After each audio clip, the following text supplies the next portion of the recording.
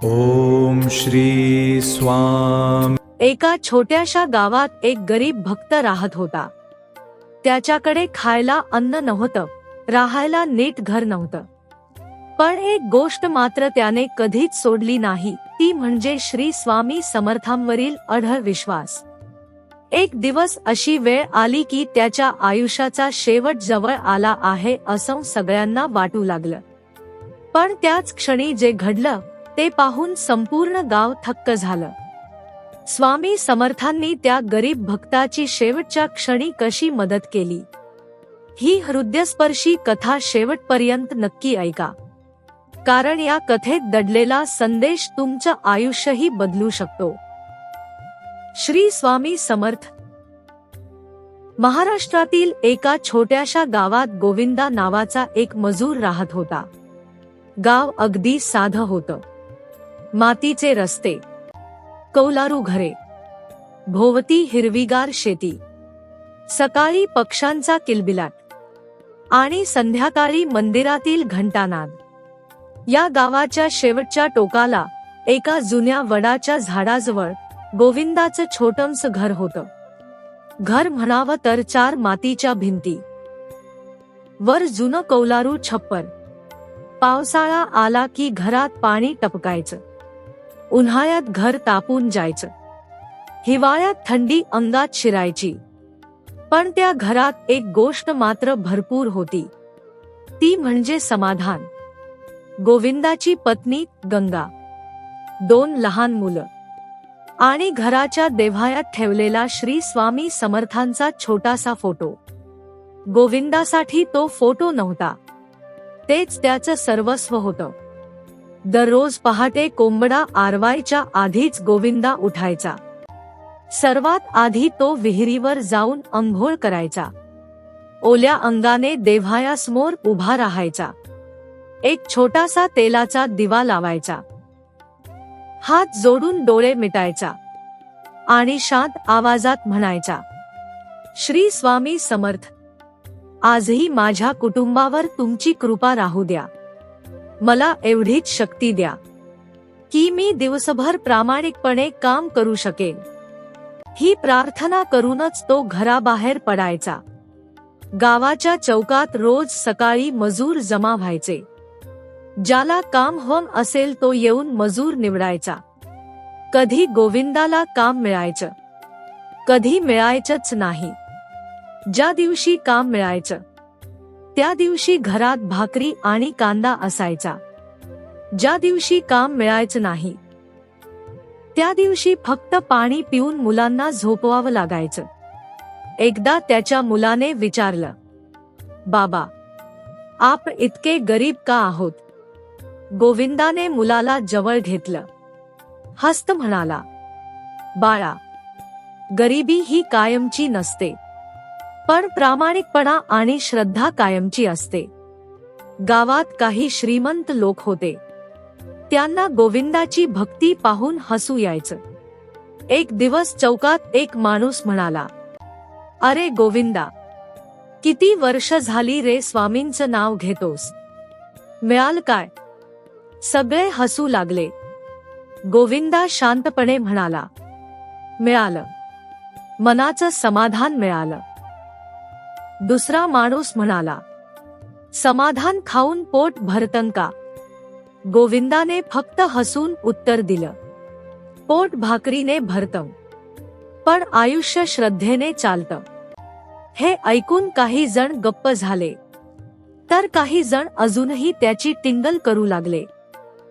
एक दिवस असाच गेला, दुसरा गेला, तिसरा गेला, पण गोविंदाच्या आयुष्यात एक गोष्ट कधीच बदलली नाही.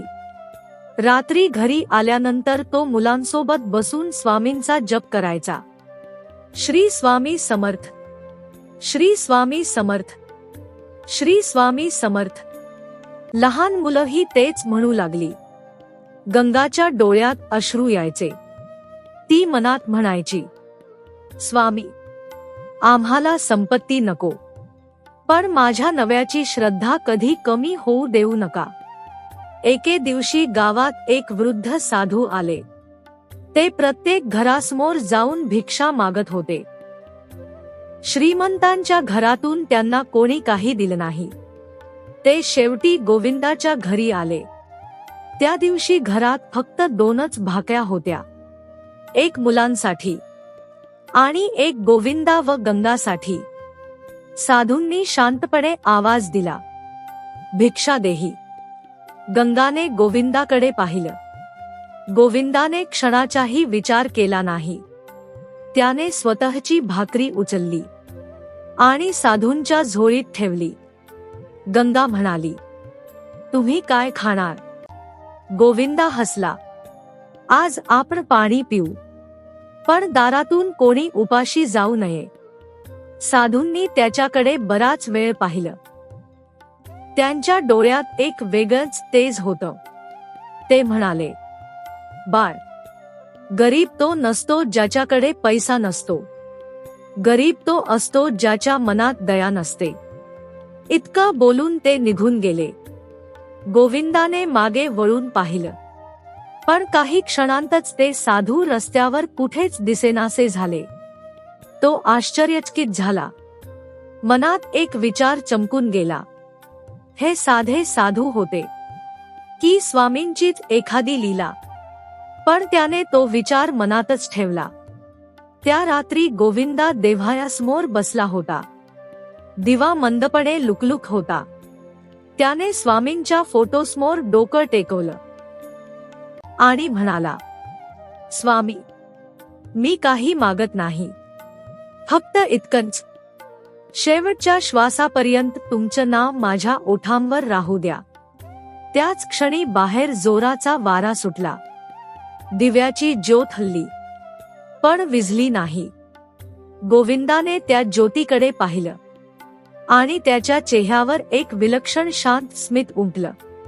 त्याला कल्पनाही नव्हती की आयुष्याची सर्वात मोठी परीक्षा आता अगदी जवळ आली होती. गरीब मजूर गोविंदा, त्याची स्वामी समर्थांवरील अढळ श्रद्धा आणि प्रत्येक संकटातही स्वामींचं नाम सोडून देणारा त्याचा स्वभाव. पण मित्रांनो, श्रद्धेची खरी परीक्षा सुखात होत नाही, ती होते दुःखात. आणि आता गोविंदाच्या आयुष्यात असंच एक वादळ येणार होतं, जे त्याचा संसारच उद्ध्वस्त करणार होतं.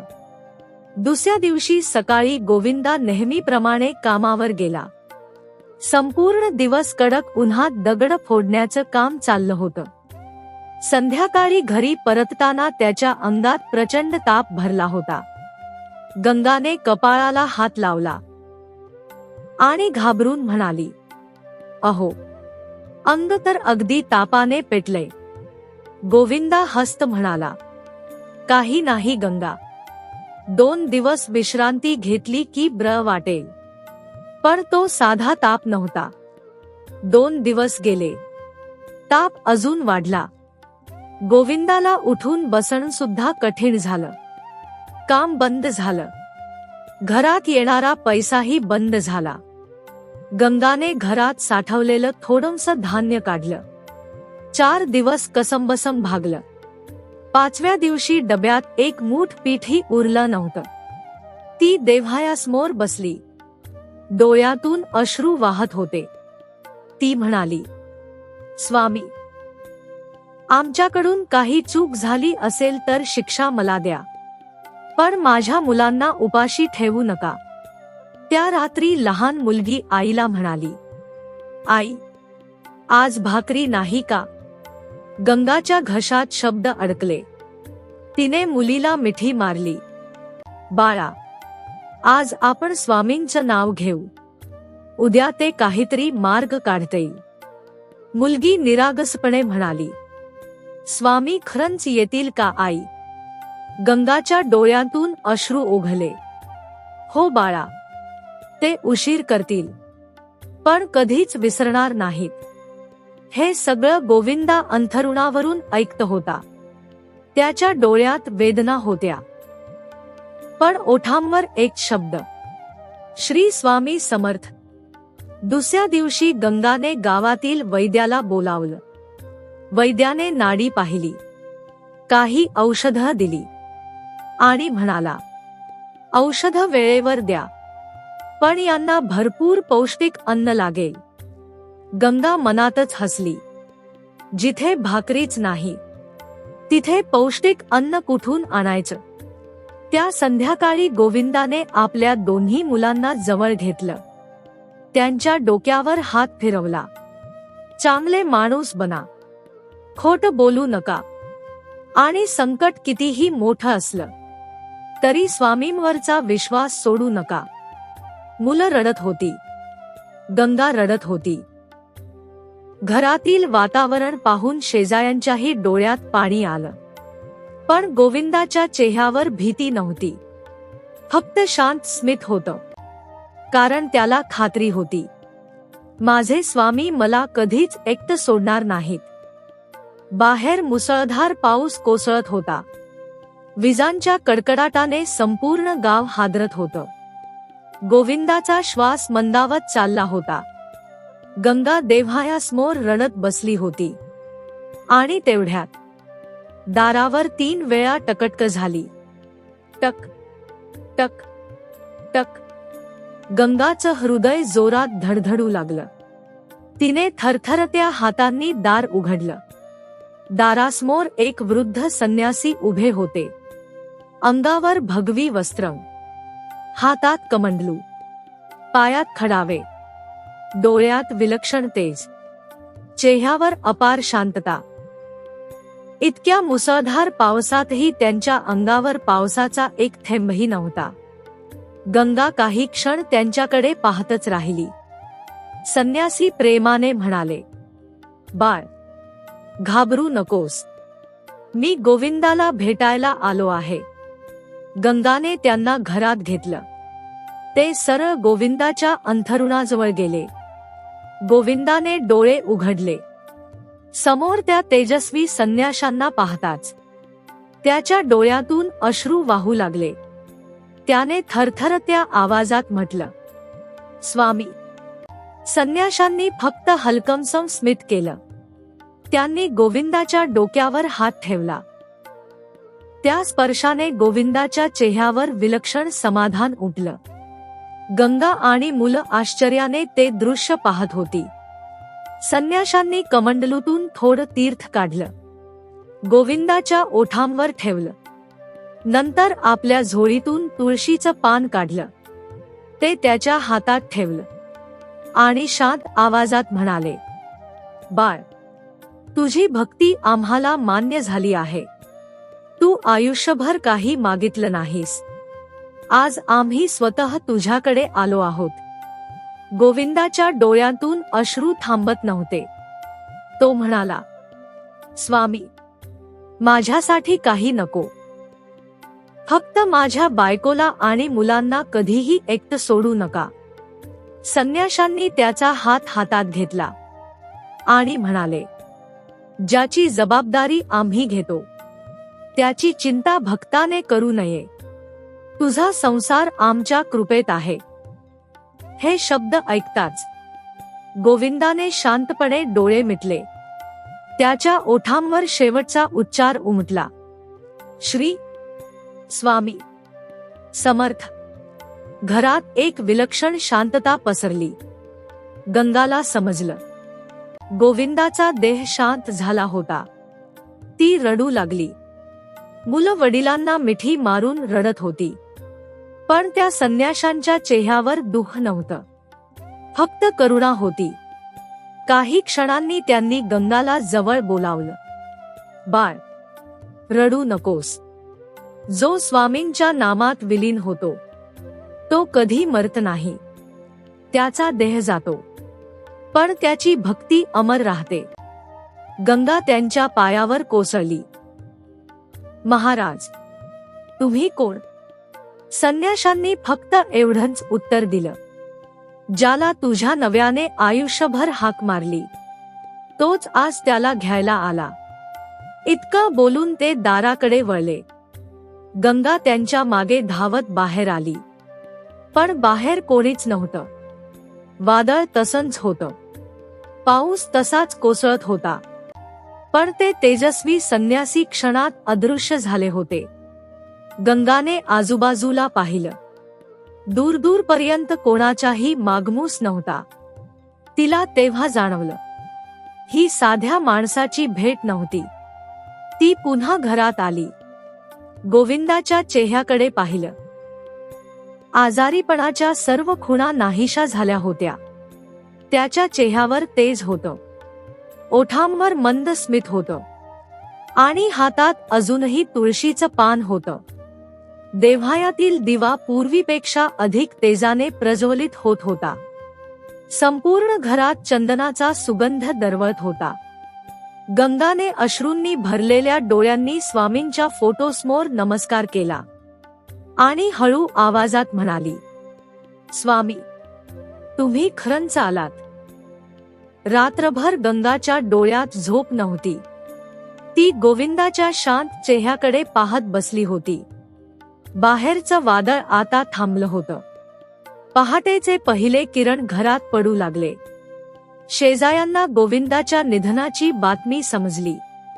थोड्याच वेळात संपूर्ण गाव त्यांच्या घरासमोर जमा झालं. जो कोणी गोविंदाचा चेहरा पाहत होता, तो काही क्षण शांत उभा राहत होता.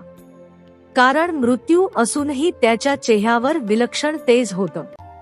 अनेक जण कुजबुजू लागले, असं तेज आम्ही कधीच पाहिलं नाही. काल रात्री इथे काहीतरी दिव्य घडलं असावं. गंगाने सर्वांना रात्री घडलेली घटना सांगितली. तिने त्या तेजस्वी संन्याशाचं वर्णन केलं. त्यांनी दिलेलं तुळशीचं पान दाखवलं. कमंडलूतून दिलेल्या तीर्थाबद्दल सांगितलं. काही लोकांना तिच्यावर विश्वास बसला, पण काही जण म्हणाले, दुःखामुळे तुला भास झाला असेल. गंगा काहीच बोलली नाही, कारण तिने जे पाहिलं होतं ते तिच्यासाठी स्वामींचं जिवंत दर्शन होतं. त्याच दिवशी दुपारी गावातील सर्वात श्रीमंत सावकार धावतच गोविंदाच्या घरी आला. त्याच्या डोळ्यांतही अश्रू होते. तो गंगासमोर हात जोडून उभा राहिला. गंगा आश्चर्यचकित झाली. सावकार म्हणाला, मला माफ करा.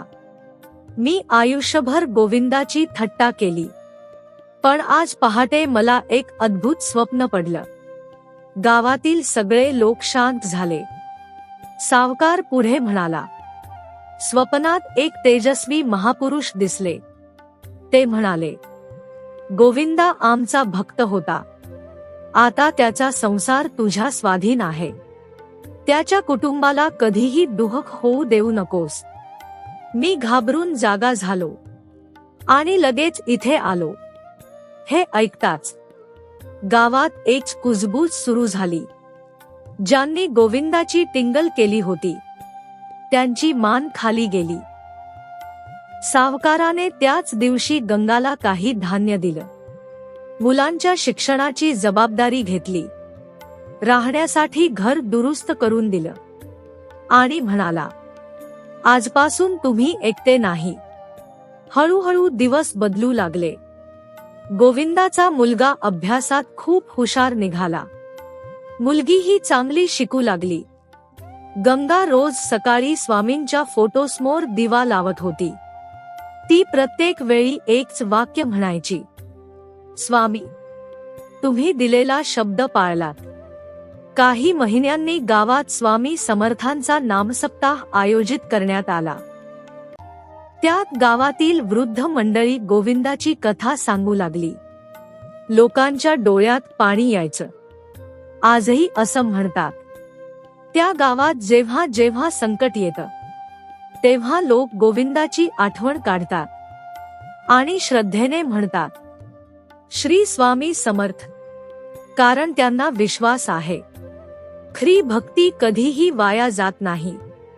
स्वामी आपल्या भक्ताची परीक्षा घेतात, पण शेवटच्या क्षणी त्याचा हात कधीच सोडत नाहीत. या कथेचा संदेश. मित्रांनो, या कथेतून आपल्याला एक गोष्ट नक्की शिकायला मिळते. श्रद्धा म्हणजे चमत्काराची वाट पाहणं नाही. श्रद्धा म्हणजे संकटातही विश्वास ढळू देणं. स्वामी समर्थांवर विश्वास ठेवणारा प्रत्येक भक्त प्रत्येक दुःखातून काही ना काही शिकतो आणि योग्य वेळ आल्यावर स्वामी त्याला अशी मदत करतात जी आपल्या कल्पनेच्याही पलीकडची असते. जर ही कथा तुम्हाला भावली असेल तर कमेंटमध्ये श्रद्धेने एकदा नक्की लिहा. श्री स्वामी समर्थ. आणि अशाच भक्तिमय कथा ऐकण्यासाठी आपल्या चॅनेलला नक्की सबस्क्राईब करा. पुन्हा भेटू एका नवीन प्रेरणादायी आणि मनाला स्पर्श करणाऱ्या कथेसह. अनंतकोटी ब्रह्मांड नायक राजाधिराज योगीराज श्री स्वामी समर्थ महाराज की जय.